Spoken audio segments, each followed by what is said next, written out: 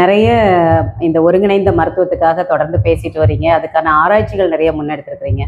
அடுத்த 20 ஆண்டுகளில் இந்த ஒருங்கிணைந்த மருத்துவம் ஒரு முன்னெடுப்பு அரசாங்கமும் மக்களும் எல்லாம் முன்னெடுத்தாங்கன்னா எப்படி இருக்கணும் அப்படின்னு நீங்கள் உங்களோட விஷன் என்னவா இருக்கு, கனவு என்னவா இருக்கு? எல்லா மருத்துவமனைகள்லையும் எல்லா மருத்துவர்களும் இருக்கணும். முதல் பாயிண்ட். அதுக்கு நான் என்ன ஆசிரியனை தான் நான் சொல்லுவேன். என்னுடைய தேவநாயகம் சார், அவங்க தேவநாயகம் சார் அவர் எதிர் சீட்டில் உட்காந்துருந்தார். நான் இன்னைக்கு இவ்வளோ பேசுகிறேன், இந்த விஷயங்கள் பண்ணுறேன்னா எல்லாம் ஏன் தேவநாயகம் சார் சொல்லலைன்னா எனக்கு இதெல்லாம் தெரியாது. அவர் யோசிச்சு பாருங்க. அவர் ஒரு எம்ஆர்சிபி, அவர் ஒரு இங்கிலாந்துலேருந்து படிச்சுட்டு வந்த ஒரு மனிதர். அவருக்கும் நான் படித்த கல்லூரியில் நான் ஒரு சித்த மருத்துவ பட்டதாரி, வெறும் ஒரு இளநிலை பட்டதாரி. ஆனால் அவர் அவருக்கு எதிர் சீட்டில் என்னை உட்கார வச்சு, சிவராம் சித்தால என்னெல்லாம் பண்ண முடியும் நீ பாரு அப்படின்னு பார்ப்பாரு. பிபி 190 110 இருக்கும். 190 110 அவருக்கு ஏதாவது மயக்காயம் ஏதாவது ஸ்ட்ரோக் இருக்கும், அதில் நீ பேசாமல் இரு, நான் கொடுக்குறேன் அப்படின்னு அவர் அம்லோடெப்பின் எழுதுவார். அப்படி எழுதிட்டு இப்போ 10 நாள் கழிச்சு நீ இவனை பாரு அப்படிப்பாரு. 10 நாள் கழிச்சு எல்லாம் 110 70ன்னு வந்திருப்பாரு. வரும்போது அப்போ அம்லோடெப்பின் அப்படியே வச்சுட்டு பாதியாக்கலாம், இல்லை சில நேரத்தில் அது இருக்கட்டும்பா சிவராம் நீ இவருக்கு என்ன கொடுக்க போற, உங்க என்ன அசைச்சு உரம் கொடுப்பியா, நீ தலைக்கு தையில வச்சு கொடுப்பியா, சீதளி பிராணாயம் செய்ய சொல்லுவியா, சொல்லிக் கொடு அப்படிம்பாரு. அப்போ நான் அதை சொல்லிக் கொடுப்போம். ஒருங்கிணைந்த மருத்துவத்தின் அடிநாதம் அந்த மருத்துவம் தான் முதல்ல சொல்லி கொடுத்தது. அப்படி நாங்கள் 2 பேரும் பண்ணும்போது எங்கள் கே ஷீட்டில் 2 பேர் ஒரே நோட்டில், மேலே அவர் இதுவும் கீழே என்னோட இதுவும். சில இடத்துல நான் சில நேரத்தில் அதில் ரொம்ப முக்கியம், சக்கரை லேசாக பார்ப்பா 6.5 தான் ஹெச்பிஎன்சி வச்சிருக்காரு.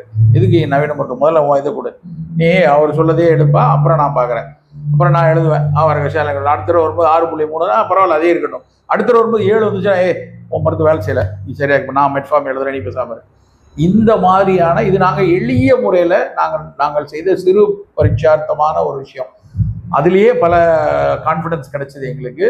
பல சர்ச்சைகளுக்கும் உள்ளானோம். எப்படி நீங்கள் பண்ணீங்க, இந்த பயோலபிலிட்டி இதெல்லாம் பல பேர் எங்களை கொஸ்டினும் பண்ணாங்க. ஆனால் நான் கனவு காண்ற விஷயம் ஒரு 20 வருஷம் கழிச்சு எல்லா மருத்துவமனைகளையும் இது மாதிரியான மருத்துவர்கள் ஒரே இடத்துல இருந்து உட்கார்ந்து நோயரை தேர்வு செய்ய விடாமல், தேர்வு செய்யறது மருத்துவர் தான் முடிவு பண்ணணும். இவருக்கு நவீன மருத்துவம் வேணுமா, சித்த மருத்துவம் வேணுமா, ஏன்னா அவர் சாமானியன். அவருக்கு குடும்பத்தில் 1008 பிரச்சனைகளும் பொருளாதார பிரச்சனை எதோடு உட்காந்துருக்காரு. இங்கே என்ன நடக்குது, காய்கறி வாங்குற மாதிரி முதல்ல கொஞ்ச நாள் அலோபதி, அப்புறம் போய் சித்தா, அப்புறம் நேச்சுரோபதி, அப்புறம் யோகா. இதுல எவ்வளவு பொருளாதார பிரச்சனைகள், நேர பிரச்சனை வருது. 4 பேர் ஒன்னா உட்காந்து இவருக்கு முதல்ல நேச்சுரோபதியில உணவு கொடுக்கலாம், நல்ல மூச்சு பயிற்சி பண்ணி கொடுக்கலாம்.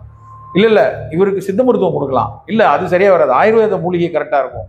இல்ல நாங்க ஈகோ இருக்கக்கூடாது, எங்களுக்குள்ள எந்த விதமான பிணக்கம் இல்லாம, நான் பெரியவன் நான் சிறியவங்கிற இந்த விஷயங்கள் இல்லாம, அவருக்கு இந்த நேரத்தில் எது நல்லது, எது விலை குறைவா இருக்கும், அப்படியான ஒரு கனவு மருத்துவமனை உருவாக வேண்டும். இது என்னுடைய ரொம்ப நாள் நெடுநாள் கனவு. அது அப்படியான விஷயம் முடியும், சாத்தியத்துக்கு அப்பாற்பட்ட விஷயம்லாம் இல்லை. எல்லா சிறு மருத்துவமனையிலேருந்து பெரு மருத்துவமனை வரைக்கும் அப்படி வரும். இன்னைக்கு பிரைமரி ஹெல்த் சென்டர் கூட எல்லா பிரைமரி ஹெல்த் சென்டர்லையும் ஒரு சித்தா டாக்டர் இருக்காங்க, ஒரு பல் டாக்டர் இருக்காங்க, ஒரு பிசியோதெரபிஸ்ட் இருக்காங்க, ஒரு அலோபதி டாக்டர் இருக்காங்க, எல்லாம் இருக்காங்க. ஆனால் எல்லாம் தனித்தனி தீவுகளாக இயங்கி கொண்டிருக்கு. தனித்தனி தீவா ரொம்ப ரொம்ப சொற்பமாக 10% இடங்கள்ல வேணா நட்பின் ரீதியாக அந்த மருத்துவர்களுக்கு இடையில இருக்க ஒரு நட்புனால, நான் ஒரு ஆர்த்ரைட்டிஸ் பேசியிருக்கேன், நீ ஏதாவது தைலம் இருந்தால் போட்டு கொடுப்பா அப்படின்னு அந்த நவீன மருத்துவர் சொல்றாரு. இப்போ ரொம்ப நாள் ஆஸ்துமால இருக்காரு, உங்க இதில் ஏதாவது சரியா இருக்கான்னு அவர் இங்கே அனுப்பி விடுறாரு. இந்த பார்வை 10% தான் இருக்கு. மற்ற இடங்கள் எல்லாம் வேணா அங்கே போய் பார்த்து, அது எங்கேயோ ஒரு மூலையில இருக்கும், இது ஒரு மூலையில இருக்கும். நோயர் நடந்து போயிட்டு இருக்கக்கூடிய அடிப்படையில் ஒருங்கிணைந்து வரணுங்கிறதுக்காக தான் அன்னைக்கு 1987 பாவு ஜன்மம் பீரியட்ல அது உருவாக்கப்பட்ட ஒரு விஷயம். ஆனா இன்னைக்கு அது தனித்தனியா இருக்குது. அப்படி இல்லாமல் ஒருங்கிணைந்த மருத்துவ நிலையங்கள், அது ஒரு பிரைமரி ஹெல்த்தா இருந்தாலும் சரி, ஒரு டெர்ஷியரி கேர் சென்டரா இருந்தாலும் சரி, அது உருவாகணும். இது ஒண்ணு. 2வது, தமிழகத்துல தமிழ்நாட்டில் இன்னைக்கு மத்திய அரசு கேட்டு நிற்கிற ஒரு இது இருக்கட்டும், தமிழ்நாட்டில் இங்க இருக்கக்கூடிய மருத்துவர்கள், இங்க இருக்கக்கூடிய மூத்த ஆளுமையில் இருக்கவங்க நமக்கென ஒரு சரியான ஆய்வு நிலையத்தை உருவாக்கணும். ஒரு மிகப்பெரிய clinical research for Tamil Nadu is very essential. பேரளவில் 1-2 இயங்கி கொண்டிருக்கிறது. பட் எங்கேயும் பெரிய ப்ராஜெக்ட்ஸ்லாம் எதுவும் இல்லை. இங்கே இருக்கிற டேட்டாவை எடுத்து, இங்கே இருக்கக்கூடிய பல்வேறு டேட்டா, இங்கே இருக்கக்கூடிய மருத்துவர்களுடைய இதை எடுத்து நல்லா அதை டிஸ்பேஷனட்டாக லீட் பண்ணால் ஒரு லீடு கிடைக்கும். அந்த லீடை வச்சு அது கிளினிக்கல் லீடாக எடுத்துகிட்டு போகலாம்.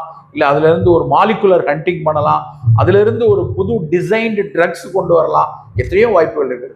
அதுக்கான ஒரு மிகச்சரியான ஆய்வு களம் ஒன்று, ஆய்வு நிலையம் ஒன்று தமிழ்நாடு அரசு அமைக்கப்படணும். இது 2வது.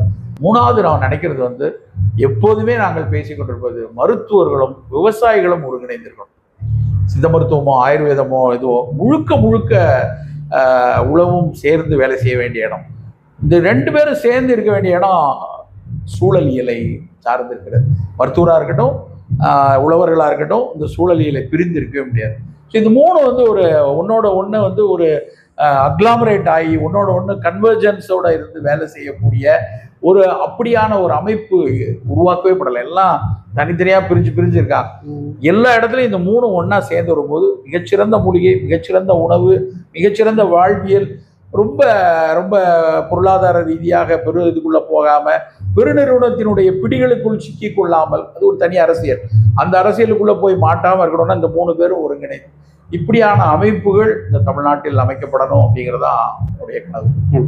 சார், உங்களோட வேல்யூபிள் டைம் இவ்வளோ நேரமும் நீங்கள் ஸ்பெண்ட் பண்ணி நிறைய விஷயங்களை பகிர்ந்துக்கிட்டீங்க. உங்களோட கனவு கண்டிப்பாக நனவாகணும் அப்படின்னு சொல்லி நாங்களும் விரும்புகிறோம். மிக்க நன்றி.